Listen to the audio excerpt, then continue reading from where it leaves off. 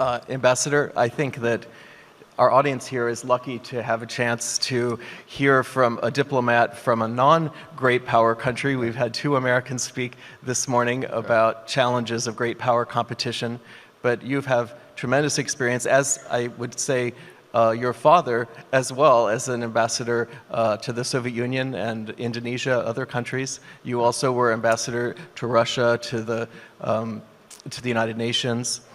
What is the secret to a smaller state being successful among great powers?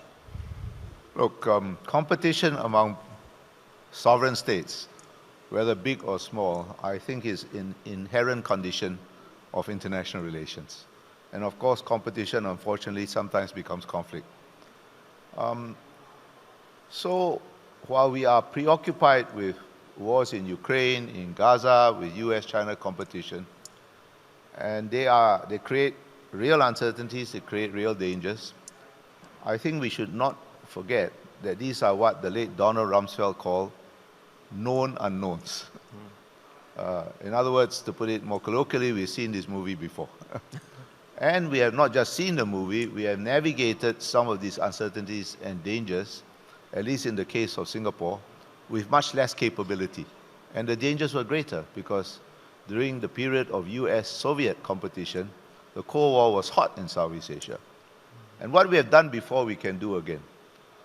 I am firmly of the view, otherwise I wouldn't be sitting here talking to you because Singapore should not exist, that even the smallest country in the most dire of circumstances always has agency. Qatar is another example of a small country that knows it has agency and has used it. So, as long as we keep calm, we keep our wits clear, and we have a very strong understanding of our own national interests, there's no reason why we cannot navigate the current uncertainties. I see. Well, just a moment ago, we heard an interview with National Security Advisor O'Brien, former National Security Advisor for the United States, who noted that the world seems to be becoming a more dangerous place where there's, outright shooting wars going on between Russia and Ukraine. Obviously, the last few days we've been talking especially about the Israel-Hamas conflict in the East Asia region. There's a lot of concern about China's actions that could lead to a shooting war. So in a sense, that's a return to the great power competition that your father would have experienced in the Soviet Union. But you've written recently an article actually for the Sufan Forum about how interstate competition today is different. How is it different? It is the same and it is different. Shooting, how is this unique in international relations? Right? How is, in principle, there are differences of particularities. How is the American invasion of Iraq different? What is unique about Ukraine, except to put it very crudely, for the first time in a long time, white people are killing white people in the heart of Europe instead of in Africa or in the Middle East or somewhere else. But what is different, I think, and I always get very irritated when people describe US-China competition as a new Cold War, because that's a very intellectually lazy historical analogy. The US and the Soviet Union led 2 separate systems, which were connected only at the margins, and their competition was between these 2 systems to see which would prevail as the better way of organizing modern industrial society. The US and China are actually 2 vital parts of a single global system, connected to each other by, and the rest of us, of course, by a historically unique phenomenon. And that historically unique phenomenon are supply chains of a complexity, of a density, and of a scope never before seen in history. I do not see this very complex web bifurcating into 2 separate systems. There will be partial bifurcation in certain specific domains as the US tries to mitigate its exposure to China and as China tries to mitigate its exposure to the US. But for this to separate into entirely 2 systems, I haven't yet met a practical businessman, people who actually run industries, run manufacturing, who thinks this is possible. Partial, yes. Now, that means US and China compete within a system. And the dynamics of competition within a system are, I think, fundamentally different from between systems. For a start, it's complex, not binary, and it's very unlikely to end in any clear-cut denouement as the US-Soviet competition ended. Because the purpose is not for one part of the system to destroy the other part. It is to dominate the system while benefiting from it. And that's an entirely different matter. I see. Well, when we think about active shooting conflicts going on in the world today, you mentioned that there are a number of active conflicts in Africa. We've again been talking about the Middle East over the last several days, Russia, Ukraine. If you think about two of the largest powers, the United States and China, there's concern that if this isn't managed properly, there could be some shooting there as well.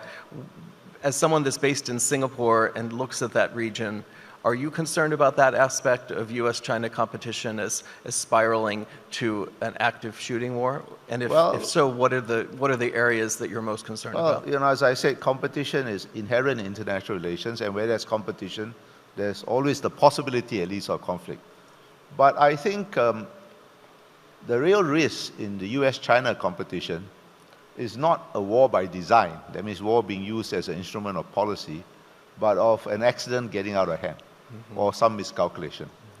Why do I say this? First of all, whatever you may think of the Chinese leadership, they are not gamblers.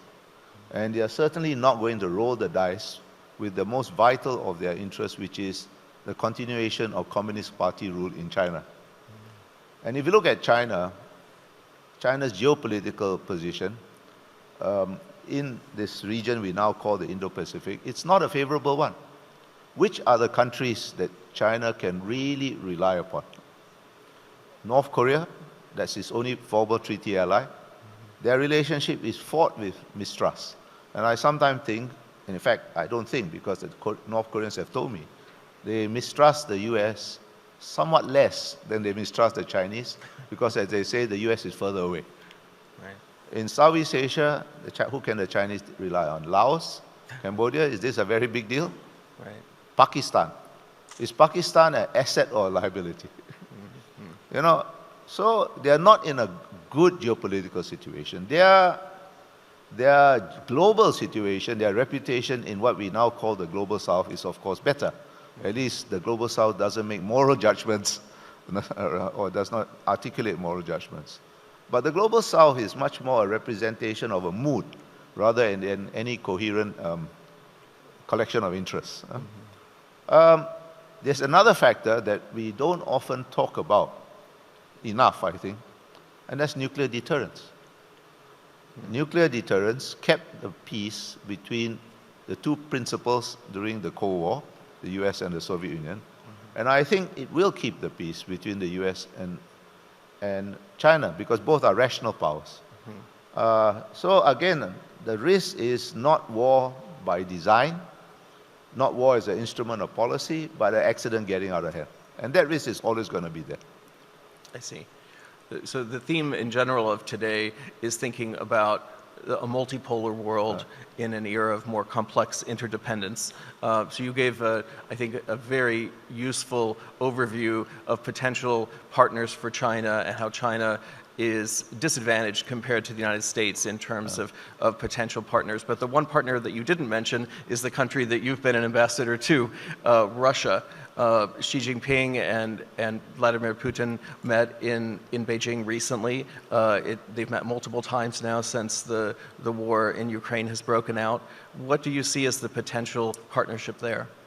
Well, it's not an easy partnership because that relationship historically has been fraught with mistrust. The Chinese Communist Party often uses the narrative of humiliation, rejuvenation, and achieving the China dream, a big part of which is recovery of lands lost when they were weak. Well, the hard and inconvenient historical fact is the largest lands lost were lost to Imperial Russia and its successor states, and those are beyond recovery. However, Russia and China has no other partner anywhere in the world than each other of that strategic weight. Right? Who are Russia's partners around the world? Venezuela? Is that a big deal? Belarus? Is that a big deal? So they're stuck with each other. They don't have to love each other, but they are there. On the other hand, I really object rather strongly. There is now a tendency in the United States and in Europe in particular to kind of divide the world up between autocracies and democracies.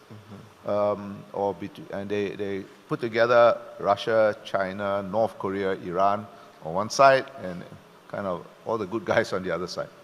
And I think that's a very simplistic binary way of looking at a complex world. North Korea, Russia, Iran, China, yes, there are certain things in common.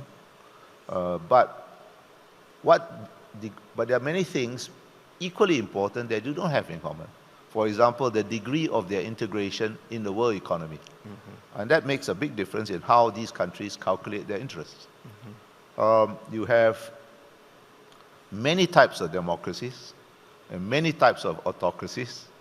And the fact is, not all of us look at every aspect of the Western variants of democracy with unqualified admiration, nor do we recoil with horror from every aspect of every variant of so-called autocracies. So it's a complex world, and you can't fit them into two neat categories. Right. Thank you. In a moment, I'd like to ask you a little more about your view of the United States and U.S. global leadership. But before we transition to that, as we continue to talk about China, you've joined this forum for the last 2 years virtually. Yeah. We're happy to see you here in person. I looked at the remarks you gave last year about China's role in this region, and I wonder, a year has passed, many things have changed. Do you see China as playing any sort of different role? Are they playing a constructive role in this region? Do you think that's likely to change in the coming year? I think what has happened over the last year, since I last was here online, and I'm very happy to be here in person, has reinforced my view that China is going to be a factor in the Middle East, right? But it's not necessarily the most important factor. In fact, the Chinese ability to maintain simultaneously good relations with Israel, with Saudi Arabia, with Iran, has been stretched by all that's happened in the last year. The limits of its role have been underscored. At the same time, I think the indispensability of the US role has also been underscored by all that's happened in the last year. Well, that's a good transition to talk about the U.S. role. I had a question prepared that I'd like to ask you in a moment, but in listening just a few minutes ago to former National Security Advisor O'Brien, he mentioned the growing dangers that he perceives in the world, and of course he's a supporter of President Trump, of now candidate Trump, and he asserted that what would facilitate U.S. global leadership is to act more from a position of strength. Do you think that a stronger America under President Trump would be a more effective America on the diplomatic stage? Well, it depends on how you define strength. There are many definitions of strength. And some definitions of strength look pretty much like weakness to me. Yeah, elaborate on that. Right. How do you see strength as No, weakness? look, strength has many dimensions. Of course, this world being the vale of tears it is, military strength is important. But strength also comes from having allies, having partners, having friends, right? Now, I don't think that the 4 years of the Trump presidency that has passed were complete and unmitigated disasters. Nor do I think that pre-Trump American foreign policy was some kind of pre-lapsarian paradise, right? The U.S. is indispensable in maintaining strategic balance in the Indo-Pacific. And there's only one U.S. So we'll have to find a way of working with it, no matter who sits in the White House. And we did in the past, we will do so in the future. Countries in this vast region called the Indo-Pacific, by which I also include the Gulf and the Middle East, because that's just an extension, are nothing if not pragmatic. And we will pragmatically find a way to work with whoever sits in the White House. Does not mean that we don't have concerns about the direction of American foreign policy. It doesn't mean that we don't have concerns about the direction of American domestic policy. But there's only one America. So actually all of us are confronted with two fundamental sets of realities. One, I think we all must and want to work with both the United States and China. These are not alternatives. And all of us have concerns about some aspect or the other of both American and Chinese behavior. Yeah. You put these two things together and what do you get? I think you're going to get countries pursuing, in accordance with their specific circumstances, capabilities and interests, omnidirectional foreign policies. In other words, we'll define our interests in different domains in different ways, and we don't see any need to line up all our ducks neatly in one direction or the other. So, I mean, on that front, one of the lines of this recent insight piece you wrote for the Sufan Forum about American policy goes like this. I'll quote you here. You write, there's been the shift to a more transactional American foreign policy is, I think, permanent. Although it remains to be seen if future American leaders will be as polite about it as President Biden. So what I understood you to say just a moment ago in omnidirectional foreign policy of other states, it seems to me that the U.S. response in a more transactional way to be more specific about this is what you'll do for us and this is what we'll do for you in exchange is a practical response to a more multipolar world. And so my question to you is, what are the downsides that you see of a perception that the United States has become more transactional? Look, I think it's not just because of multipolarity. I think it's because after the end of the US-Soviet Cold War, the US faces no existential threat anywhere. And therefore, the foremost priorities of every post-Cold War American administration have been domestic. George W. Bush, a slight exception, forced by 9/11. Now, therefore, there is no reason for Americans to bear any burden, pay any price to uphold international order. Now, this is not a retreat. This means the US is going to become more discriminating, more transactional, if you like, on how or whether it interacts. And that's just a new reality that we have to adapt to. The downside of that is the US will expect more of its allies, its partners, and its friends in upholding international order, since Americans, and there's no reason why they should, pay any price or bear any burden to do so. Yes, Mr. Biden is much more consultative. But he ain't consulting you for the pleasure of your company or to inquire after your health. He's consulting you to see what you are prepared to do with him to further American strategic goals, and we should not lose sight of that fact. Right. I mean, from my perspective, something that strikes me about President Biden's foreign policy with other powers is an increased interest, it seems, in trilateral cooperation. Right, so rather than looking at just individual partners and what they can do for you, which seems to me a hallmark of the Trump presidency, we saw, for example, an interest in the U.S. bridging Japan-South Korea tensions, or more recently, the Philippines, right? Do you see that as a positive or just sort of a characteristic or a quirk of the Biden administration? I think that's in some ways the future. Remember I said countries are going to pursue more omnidirectional foreign policies. And what that means is what I like to call dynamic multipolarity. Different coalitions of countries are going to form around particular issues or situations, reform in different combinations around other issues. And this is a much more fluid kind of pattern of relationships. And what you have just described is part of it, because some of these combinations will include the US, some will exclude the US but include China, some may exclude both the US and China. So I think this is the future. Right, I see. I'd like to come back to something you said at the very opening of your remarks about former U.S. Secretary of Defense Donald Rumsfeld idea of what he called the known unknowns, things that we know could be drivers of change in foreign policy, but we don't know what the outcome will be. And then what he called the so-called unknown unknowns, things that sort of black swan events or things that we're just not even following. So to an audience like this, given your many decades of experience as a diplomat, what is maybe one area that you think of as an unknown unknown? What's something that we might not be thinking about, that we should be thinking about in this new era of strategic competition? Well, it's not completely unknown, but I think we don't know what the outcome will be.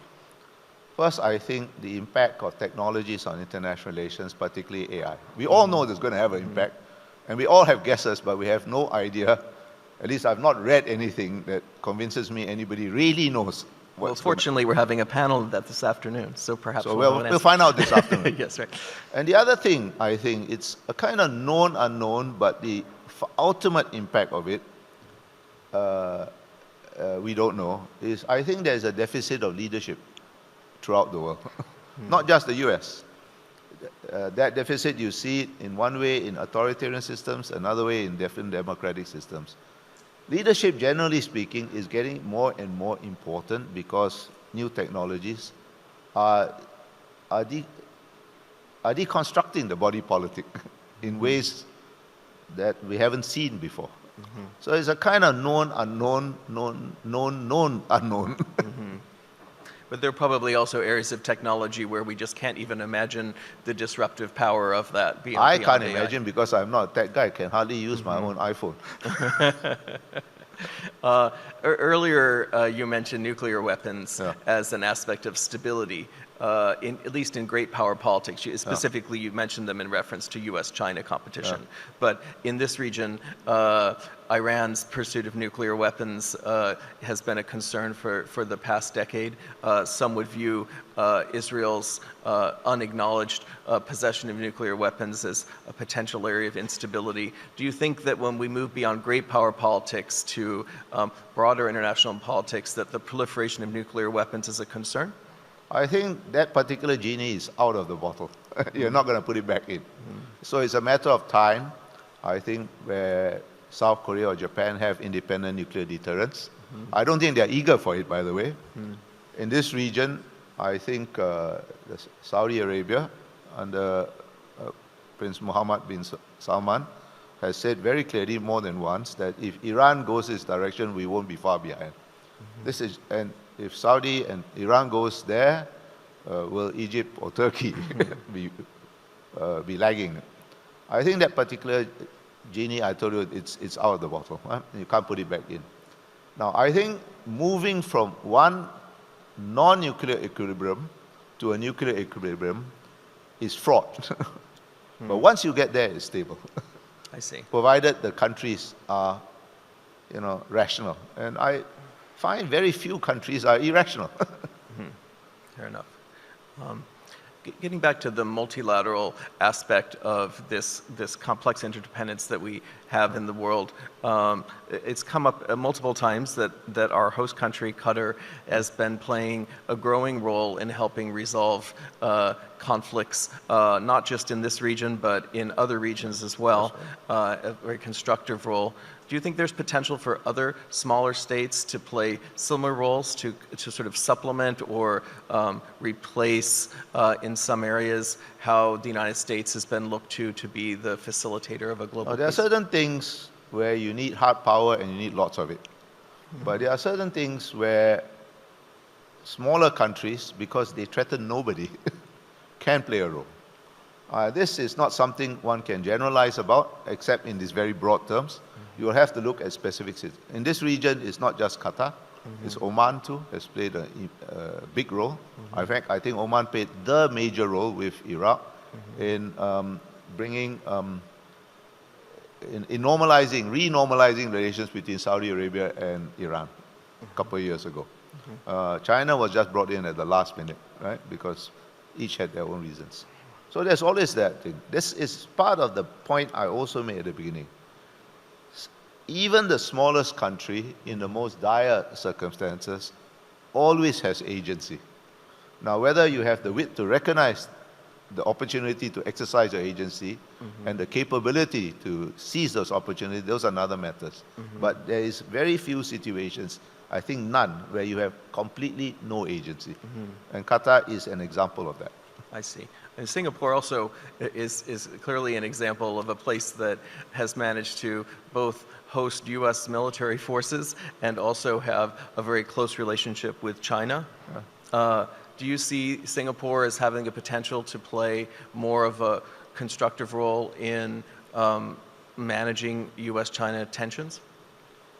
I think the US and China understand each other well enough, and if we are asked to do something, we'll think about it very carefully. I think we won't automatically either say no or yes.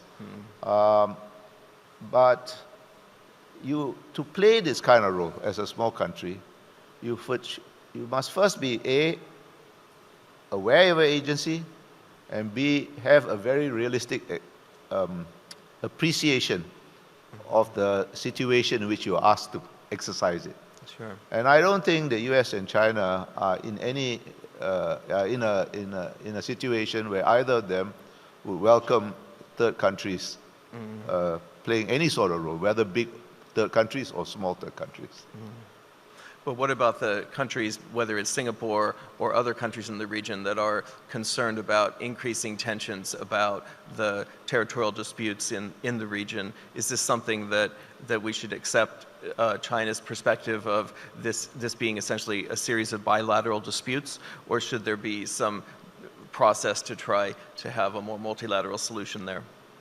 They are both. They are a series of bilateral disputes that have global consequences.